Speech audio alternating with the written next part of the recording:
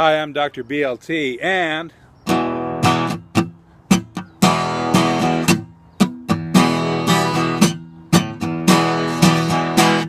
I'm about to introduce to you some major events in cognitive psychology. I'll tell you what they meant when they said things they said, and though some of them are dead, like UFOs, they made a great impression in our heads.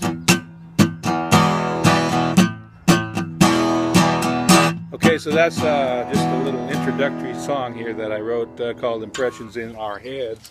And so now we get to the nitty-gritty here, and I'm going to be referring to a book called the Psychology Book, Big Ideas Simply Explained. And we're going to start off by going way back, jump on the time machine. We're going to go back to 1885. And what name comes to mind when you think of 1885? Well, it should be obvious. It's Hermann Ebbinghaus. And I'm going to also write a song based on Ebbinghaus's approach, because he believed in studying cognitive processes through nonsense syllables. And I actually incorporated his approach in both my master's thesis and my doctoral dissertation, which both of those were on involving cognitive psychology and music. And they involved song fragments, and I did use some syllables that don't have previous associations that one could depend upon.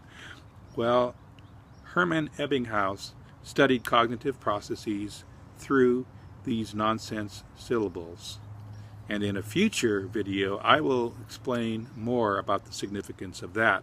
But let's leap forward from 1885 to 1932 and consider Frederick Bartlett. And he had some studies on reconstructive memory, and those studies can be considered by reflecting on the War of Ghosts. And I'm not going to use this as an opportunity to plug my new Halloween themed EP called The Night When Life Goes Boo.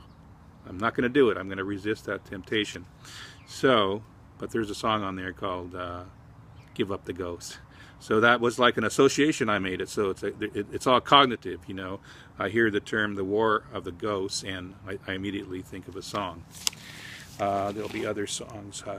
Ghost in the Machine is another song, I think by the Police. So I'm going to try to go through this without getting into free association, but we're going to go from 1932 to 1947, and now we're going to consider what happened in 1947. The most significant events in the world of cognitive psychology were motivated reasoning affects perception. That's right, motivated reasoning affects perception. That would be the headline if there was a headline under some kind of cognitive psychology newspaper.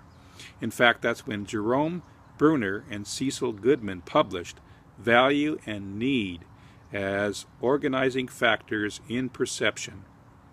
And they argued that motivated reasoning affects perception.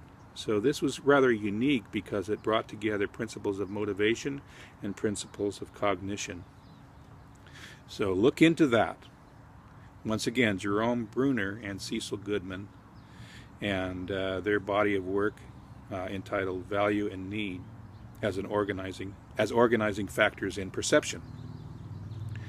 Let's leap forward from 1947 to 1949 and consider Donald Hebb. Donald Hebb, and he explained learning in terms of connections between stimuli and neurons. Back when I introduced the title The War of Ghosts, that served as a cognitive primer or a stimuli, and it fired off some neurons which reminded me of a song I wrote from my new EP called Give Up the Ghost, and also a song by the Police, Ghost in the Machine. And that happened as a result of neurons firing in the brain based on stimuli. So we're up to 1949 now.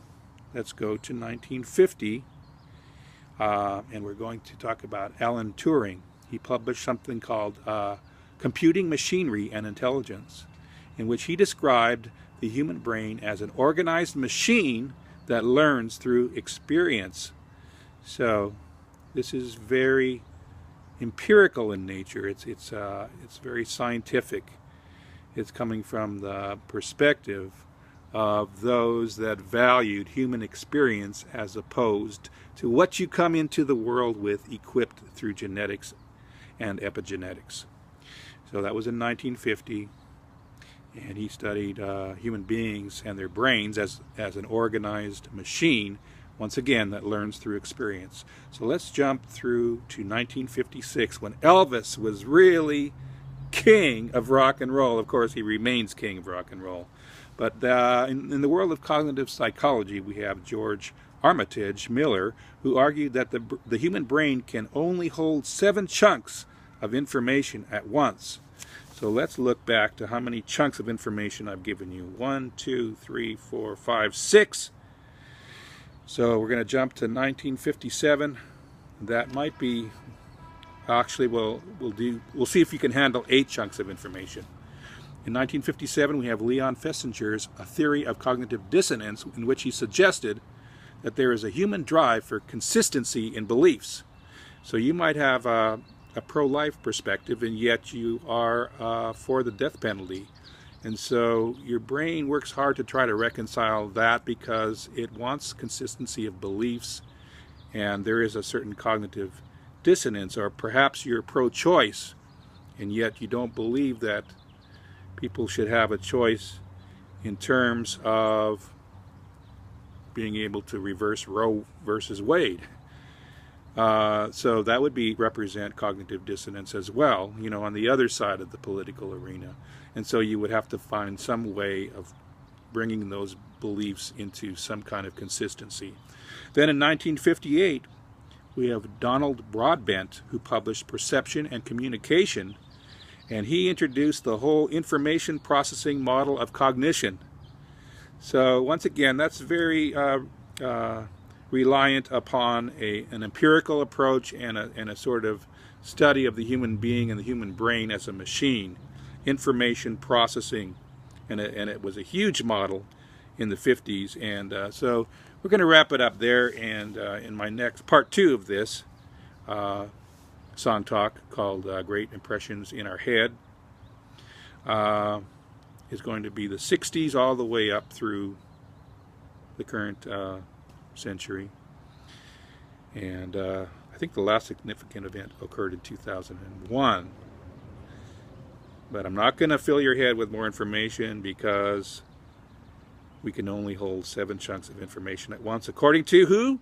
That's right, George Armitage Miller. I'm Dr. BLT. Thank you for listening to my music, and thank you for listening to my musical lectures, the SONGtalk series. Bye-bye.